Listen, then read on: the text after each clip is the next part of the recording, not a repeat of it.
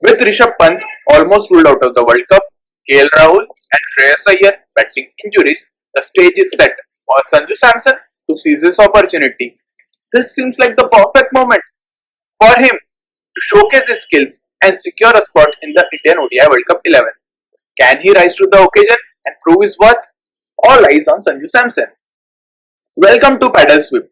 I am Tejas, and in today's episode, we'll talk about Sanju Samson's chances of making it to the ODI World Cup squad and how can he improve his prospects. Let's delve back into history for a moment. In July 2019, just after World Cup, the world came to realization that MS Dhoni was practically retiring from international cricket. The Indian team was on the lookout for a new wicket-keeper to fill Dhoni's shoes, and naturally, spotlight fell on talented Rishabh Pant, who was considered to be as a potential successor to MS Dhoni.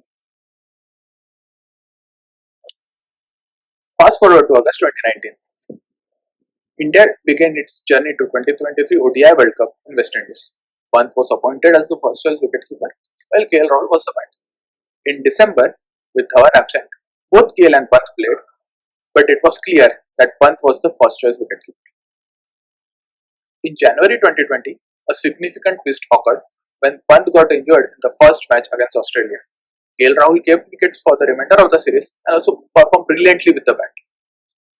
Although Pant's performances so far were decent, but he did not exactly stage on fire. In February 2020, when India toured New Zealand, KL Rahul kept wickets just batted in the middle order, despite Rohit Sharma and Shikhar Dhawan not present. Rishabh Pant was benched. This decision by the team management officially indicated that KL Rahul had surpassed Rishabh Pant as the first choice Indian wicketkeeper in ODIs. After the COVID-induced break, India travelled to Australia in November, where KL Rahul was appointed as the vice captain due to Rohit Sharma's injury, further affirming his position as the first choice wicketkeeper. Surprisingly, Pant was benched and Sanju Samson took his position as the backup wicketkeeper. The decision to drop Pant seemed to be around concerns on his fitness, as he had reportedly put on some weight in the break. However, in March, Pant reclaimed his spot as the second choice wicketkeeper when England toured India. Pant's extraordinary innings in the test, especially his heroic knock at the Gaba, played a crucial role in his comeback. Pant got an opportunity to bat in the series due to Iyer injury, and he performed well. In July, India travelled to Sri Lanka for a 3-match T20 and a 3-match PL series. KL and Pant were unavailable as they were in England for the WTC final. Kishan and Sanju Samson were selected as the wicketkeepers. Ishan got the opportunity to play 1 T20 and 2 ODIs, while Sanju Samson got the opportunity to play 2 T20s and 1 ODI. And Sanju performed really well in the lone ODI he got to play. We will come back to Sanju's performances later in this video. In Jan 2022, as India toured South Africa, Ishan was picked as the backup opener and third choice wicketkeeper along with KL and Pant. He probably got the nod ahead of Sanju Samson due to his performances in the IPL and T20s. Same trio was selected for the West Indies series, and in July, when India toured England, KL Rahul was injured, so only Pant and Kishan were in the squad. So as of now, the pecking order becomes KL Rahul, Rishabh Pant, Ishan, Sanju Samson, and then perhaps KS Bharat. Now is the showtime for Sanju Samson. In July 2022, when India travelled to West Indies, KL is still injured and Pant gets rested. Interestingly, Samson gets picked as the first choice wicketkeeper, probably due to a open spot in the middle order, and Ishan gets selected as the backup. Sanju performed well in the series and hence gets picked as the first choice wicketkeeper originally in the squad against Zimbabwe. KL then gets added to the squad to practice for Asia Cup and T20 World Cup, but Samson performs well in this series. Samson now seemed ahead of Ishan for the third wicketkeeper spot. In the next series against South Africa, Samson performed brilliantly, making it hard to drop him even in the presence of KL and Pant. But unfortunately, pecking order does not always work in one's favour. In November, when India travelled to New Zealand, Pant was back as the main wicketkeeper and Samson was. But Samson was dropped after the first match to include a 6th bowling option in debut. Now in December, India travelled to Bangladesh for an ODI series, and selected almost none from the squad that played against New Zealand, probably to manage their workload. So KL Rahul was the main wicketkeeper with Kishan as the backup. Kishan wouldn't have got a chance to play in this series, but an injury to Rohit Sharma created chaos in the opening and wicket-keeping department. Kishan made full use of his opportunity and scored a double century. As a result, he was selected as the backup to KL Rahul in the series against Sri Lanka. Samson was not named in the squad and Pant was given rest. Before this ODI series against Sri Lanka, Pant had an unfortunate accident and Samson hurt his knee during the T20Is against Sri Lanka. So they both were unavailable up to the IPL.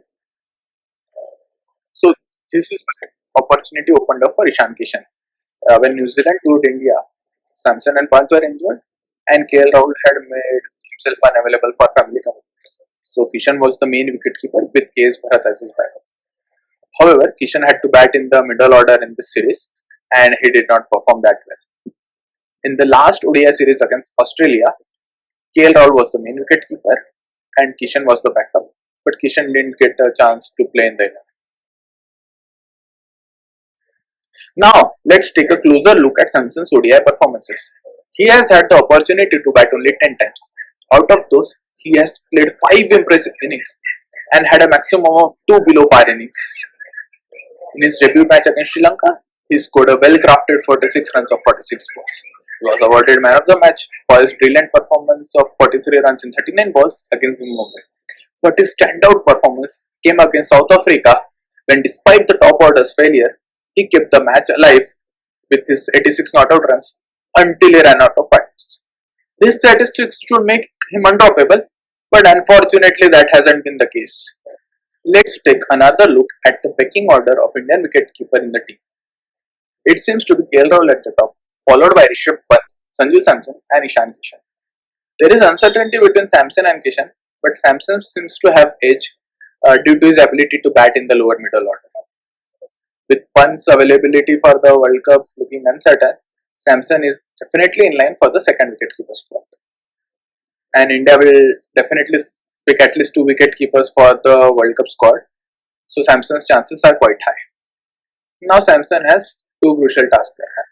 First is securing his spot in the squad, and second is trying to overtake KL Rahul as the first choice wicketkeeper.